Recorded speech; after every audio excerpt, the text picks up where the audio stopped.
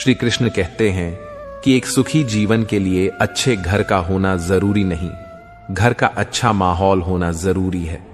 नमक के कितने भी बोरे पड़े रहे, एक चींटी भी नहीं लगती, और शक्कर का एक दाना भी पड़ा हो तो कितनी ही चींटियां आ जाती हैं। वैसे ही अपने स्वभाव में मधुरता रखोगे तो लोग स्वयं ही तुम्हारी तरफ आकर्षित होंगे, और यदि नमक की तरह खारा बने रहोगे तो कितना भी बुलाने पर भी कोई पास नहीं आएगा। ऐसा व्यक्तित्व बनाओ, उपस्थिति का पता न चले परंतु अनुपस्थिति का एहसास अवश्य हो। मुझे कहां मालूम था कि सुख और उम्र की आपस में बनती नहीं। मेहनत के बाद सुख को घर ले आया तो उम्र नाराज होकर चली गई। सुखी होने में ज्यादा खर्चा नहीं होता, लेकिन आप कितने सुखी हैं यह दुनिया को दिखाने में बहुत खर्चा होता है। जैसे जैसे उम्र बढ़ती है, दिन प्रतिदिन इंसान रईस बनता जाता है। चांदी बालों में, सोना दांतों में, मोटी आंखों में, शक्कर खून में और महंगे पत्थर किडनी में। कुछ कह गए, कुछ सह गए और कुछ कहते कहते रह गए। मैं सही, तुम गलत के खेल में न जाने कितने रिश्ते ढह गए। श्री कृष्ण कहते हैं, जिंदगी में धोखा अपने ही बेटे हैं, क्योंकि उनको आपकी कमजोरियों का पता होता है। बाहर वाला आपको धोखा नहीं दे सकता, क्योंकि उसको आपके बारे में पता ही नहीं है कि आपको चोट कहां पहुंचानी है। लेकिन जो आपका अपना है, आपका खास है, उसे बहुत गहराई से पता होता है कि आपकी कमजोरी क्या है और ऐसा क्या करें जिससे इसको दर्द पहुंचाया जा सके, जिससे इसको हम नीचा दिखा सकते हैं। यह कलयुग है, इसमें बाहर वालों से नहीं, जो हमारे अपने हैं उनसे ही सावधान रहना होता है। महाभारत का युद्ध दो अलग अलग राज्यों में नहीं हुआ था, बल्कि एक ही परिवार के भाइयों में हुआ था। सभी आपस में एक ही वंश के लोग थे। कितनी बार दुर्योधन ने जहर देकर भीम को मारना चाहा, न जाने कितनी बार दुर्योधन ने पांडवों को जान से मारने की कोशिश की। वह उनका कोई पराया नहीं था, बल्कि उनका भाई ही था। सारी लड़ाइयां घर के अंदर ही होती हैं, बाहर कौन लड़ेगा? हमसे घर में ही सारे झगड़े होते हैं, तो आपको चोट सिर्फ वही लोग पहुंच सकते हैं जो आपके अपने हैं। आपको धोखा सिर्फ वही लोग दे सकते हैं जो आपके अपने हैं। याद रखें, जीवन में जो भी रिश्ते बनते हैं वे अक्सर एक उद्देश्य के लिए होते हैं, लेकिन जब वह उद्देश्य पूरा हो जाता है तो वे रिश्ते भी खत्म हो जाते हैं। इसलिए अपने आप को मजबूत बनाएं और दूसरों पर निर्भर न रहें। श्री कृष्ण का संदेश हमें यह सिखाता है कि आत्मनिर्भरता सबसे बड़ा गुण है। अपने सपनों का पीछा करें, अपने लक्ष्यों पर ध्यान केंद्रित करें और कभी भी दूसरों की राय से प्रभावित ना हो। आपकी यात्रा आपके हाथों में है। अपने भीतर की शक्ति को पहचानें और आगे बढ़ें, क्योंकि अंत में इस दुनिया में सबसे महत्वपूर्ण रिश्ता वही है जो आप अपने साथ रखते हैं, खुद के साथ रखते हैं। जीवन में कई बार ऐसी परिस्थितियां आती हैं जब हम दुख, निराशा या असफलता के कारण रोने लगते हैं, लेकिन रोना कभी भी हमारी समस्या का समाधान नहीं करता, बल्कि यह हमें और भी कमजोर बनाता है।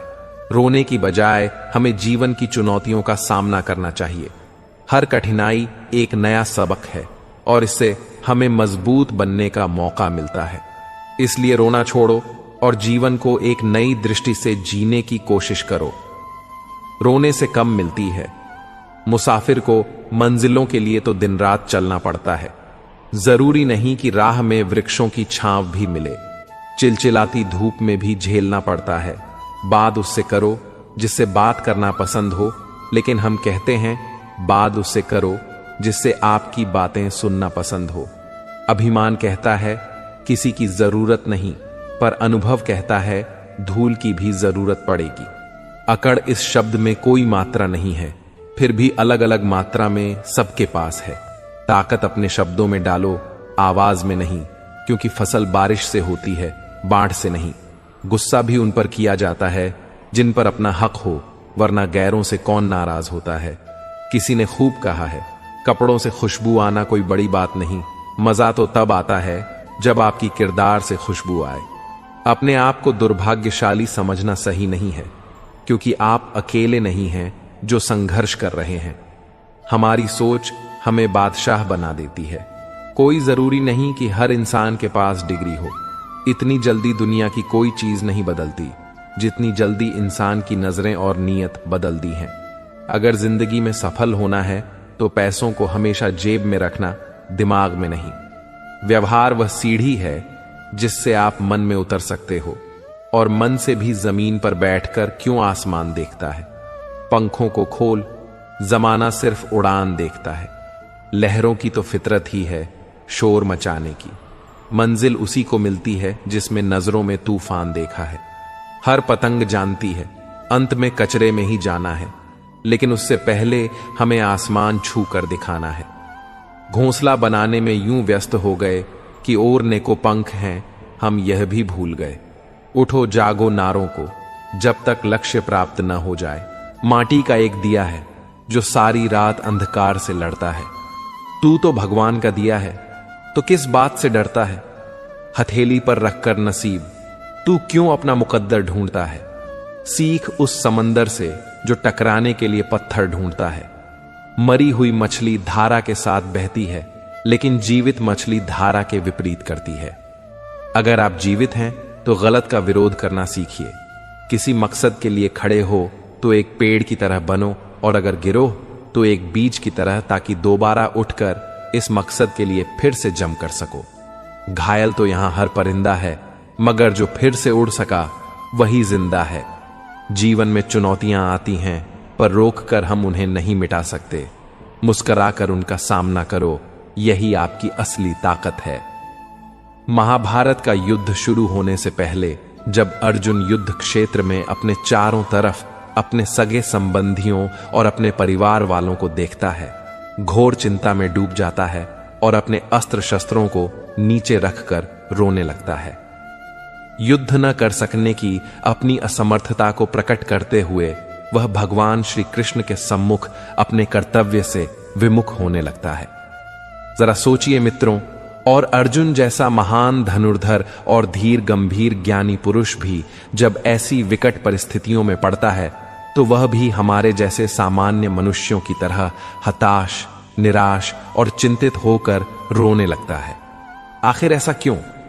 क्योंकि कठिन परिस्थितियों और परेशानियों में ही हमारी बुद्धि और ज्ञान पर अज्ञान का साया मंडराने लगता है, और मनुष्य को कुछ समझ नहीं आता कि क्या सही है और क्या गलत, उसे क्या करना चाहिए और क्या नहीं। उस समय कुरुक्षेत्र में यही अर्जुन के साथ भी हो रहा था। वह अपना सारा ज्ञान भूल चुका था, उसकी बुद्धि विस्मृत हो रही थी। ऐसे समय में आवश्यकता थी ऐसे ज्ञान की जो अज्ञान के घने बादलों को चीरते हुए सत्य का प्रकाश बुद्धि तक पहुंचाकर अर्जुन की बुद्धि, मन और आत्मा को स्थिर कर सके। और तब भगवान श्री कृष्ण ने अर्जुन को श्रीमद् भगवद गीता का दिव्य और अलौकिक ज्ञान प्रदान किया। अर्जुन की दुविधा और संशय को देखकर भगवान श्री कृष्ण ने अर्जुन से कहा, हे अर्जुन, तू बड़ी बड़ी ज्ञानियों से बातें करता है, लेकिन जो सच में ज्ञान होता है वह जो लोग मर चुके हैं या एक दिन मरने वाले हैं उनकी चिंता कभी नहीं करता है, उनका दुख नहीं करता है। तेरे हाथ में कुछ है ही नहीं, तू चाह कर भी कुछ नियंत्रित नहीं कर सकता। जीवन और मरण यह तो प्रकृति की नियति है। ये सब लोग वास्तव में मेरे ही द्वारा मारे जाएंगे। तू तो सिर्फ एक निमित्त मात्र है। इसीलिए जो ज्ञानी होता है वह किसी के मरने पर रोता नहीं है। ज्ञानी जन ना ही बीते हुए कल का शोक करते हैं और न ही आने वाले कल की चिंता करते हैं। इसलिए जो होने वाला है वह होकर ही रहता है, और जो नहीं होने वाला वह कभी नहीं होगा। ऐसा निश्चय जिसको समझ में आ जाता है, जिसकी बुद्धि में आ जाता है, उसे कोई दुख नहीं सताता, उसे कोई चिंता नहीं सताती। हे अर्जुन, तुम इस बात का शोक मत करो कि यहां कौन अपना है और कौन पराया है। जो धर्म करता है उसके साथ युद्ध करना एक क्षत्रिय का धर्म है, और अपने धर्म का पालन करना तुम्हें मोक्ष और मुक्ति देगा। तुम अपने इस मोह को त्याग दो, नहीं तो सारा जग तुम्हारी निंदा ही करेगा। आज अगर तुम युद्ध नहीं करोगे तो सारा संसार तुम्हें नपुंसक और डरपोक कहेगा। यहां बात अपने पराये की नहीं है, यहां बात है धर्म और धर्म की, बात है सही और गलत की। अगर तुम गलत को सहयोगी उसका अंत नहीं करोगे तो गलत करने वाले को और अधिक बल मिलेगा, वह और भी अधिक अधम करेगा। इसलिए अपने मोह को त्याग करके तुम युद्ध करो। मित्रों, खुद को इतना सरल भी न बनाएं कि हर कोई आपका उपयोग कर ले, क्योंकि जिन तारों में करंट नहीं होता उन पर कपड़े सुखा दिए जाते हैं। खुश रहना हो तो अपनी फितरत में एक बार शुमार कर लो। ना मिले कोई अपने जैसा तो खुद से प्यार कर लो। दिखावे के रिश्तों में रहने से अच्छा है अपनी मौज में रहो। दोस्ती हो या प्यार, पासवर्ड एक ही है, विश्वास। जिंदगी उसकी है जिसकी मौत पर जमाना अफसोस करे। यूं तो हर शख्स आता है इस दुनिया में मरने के लिए। कुछ गलतियों को माफ करना भी कई बार सबसे बड़ी गलती होती है। भरोसा रखो उस परमात्मा पर जो यहां तक लाया है आगे भी ले जाएगा। पूरी जिंदगी इत्र छिड़क कर मर जाओगे तो भी राख में से सुगंध नहीं आएगी, लेकिन साहब जब किसी की अंतरात्मा को ठंडी करोगे तो सांसों में सुगंध आएगी। जब कोई बार बार कांटे की तरह चुभने लगे तो एक बार हथौड़ा बनकर थोप देना ही एकमात्र उपाय रहता है। जब सोच में मोच आती है तब हर रिश्ते में दरार आ जाती है। श्री कृष्ण कहते हैं, लोगों में अपना सहारा ढूंढना छोड़ दो। आपके मन की सबसे बड़ी कमजोरी यही होती है कि आप दूसरों में सहारा ढूंढते हैं, और यही चीज आपको कमजोर बनाती है। यही चीज आपका खुद पर विश्वास खत्म कर देती है। जो लोग सोचते हैं ये तो मेरा सहारा है तो मुश्किल वक्त में मुझे काम आएगा, वही लोग मुश्किल वक्त में सबसे ज्यादा दुखी और अकेले पड़ जाते हैं। आप सिर्फ ईश्वर को अपना सहारा बनाओ। देखना, जब भी कोई मुश्किल आएगी तो वह किसी न किसी रूप में आकर आपकी मदद जरूर करेंगे। दुनिया को सहारा मत बनाओ। जो खुद अपने लिए सहारा ढूंढ रहे हैं वो आपका सहारा कैसे बनेंगे? तो अपना सहारा दुनिया को नहीं, ईश्वर को बनाना चाहिए। ईश्वर आपकी सुनता है या नहीं, यह आपकी श्रद्धा, विश्वास और आस्था पर निर्भर करता है। भरोसा सब पर कीजिए, लेकिन सावधानी से, क्योंकि कभी कभी खुद के दांत भी जीभ को काट लेते हैं। धोखा देने के 1000 तरीके होते हैं, लेकिन सबसे घटिया तरीका झूठी मोहब्बत और झूठी हमदर्दी का दिखावा करना होता है। अब मुझे तकलीफ नहीं होती, चाहे कितनी भी ऊंचाइयों से मुझे गिराया जाए, क्योंकि मुझे उन हाथों में धक्का दिया है जिन पर मुझे खुद से ज्यादा यकीन था। हर बात दिल से लगाओगे तो रोते रह जाओगे। जो जैसा है उसके साथ वैसा बनना सीखो। खतरा दुश्मनों से नहीं बल्कि आसपास के लोगों से है, क्योंकि नाव बाहर के पानी से नहीं, अंदर के छेद के कारण लूटती है। चैन से जीने के लिए 4 रोटी और 2 कपड़े काफी हैं, पर बेचैनी से जीने के लिए 4 मोटर, 2 बंगले और 3 प्लॉट भी कम है। आदमी सुनता है, मन भर सुनने के बाद प्रवचन देता है, टन भार और खुद ग्रहण नहीं करता। भर नासमझ व्यक्ति से दुश्मनी ज्यादा खतरनाक होती है, क्योंकि वह उस समय हमला करता है जिसकी आप कभी कल्पना भी नहीं कर सकते। जो तुम्हारा मूल्य न समझे उसके सामने जबरन प्रेम का प्रदर्शन मत करना, क्योंकि ऐसा करने से तुम्हारे प्रेम के साथ साथ तुम्हारी भावनाओं को भी कुचल दिया जाएगा। भगवद गीता में श्री कृष्ण कहते हैं कि इंसान के दुख का सबसे बड़ा कारण है उसका मोह। मोह से अज्ञान आता है और जीवन में समस्याएं शुरू होने लगती हैं। महाभारत में धृतराष्ट्र को दुर्योधन से इतना मोह था कि वो अपने पुत्र को गलत काम करने से भी रोक नहीं सके। धृतराष्ट्र को पुत्र मोह की वजह से धर्म का ज्ञान ही नहीं रहा और अंत में सब कुछ बर्बाद हो गया। महाभारत में श्री कृष्ण ने अर्जुन से कहा था, जब ज्ञान की धारा बहती है तो सबसे पहले मोह को नष्ट करती है। मोह को इसलिए नष्ट करती है क्योंकि मोह अज्ञान है। यूनान का सम्राट सिकंदर पूरी दुनिया को जीत लेना चाहता था। एक दिन एक नागा साधु ने सिकंदर से कहा, तू यह पूरी दुनिया जीत लेगा, उसके बाद क्या करेगा, क्योंकि इसके अलावा दूसरी कोई दुनिया है ही नहीं। इतना कहकर संत जोर जोर से हंसने लगा।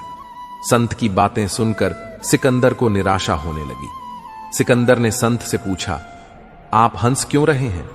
संत ने जवाब दिया, तू पूरी दुनिया जीत लेगा तब भी तुझे निराशा ही मिलेगी, क्योंकि तू दुनिया को जीतने के मोह में बंधा है, जबकि मेरे पास कुछ भी नहीं है।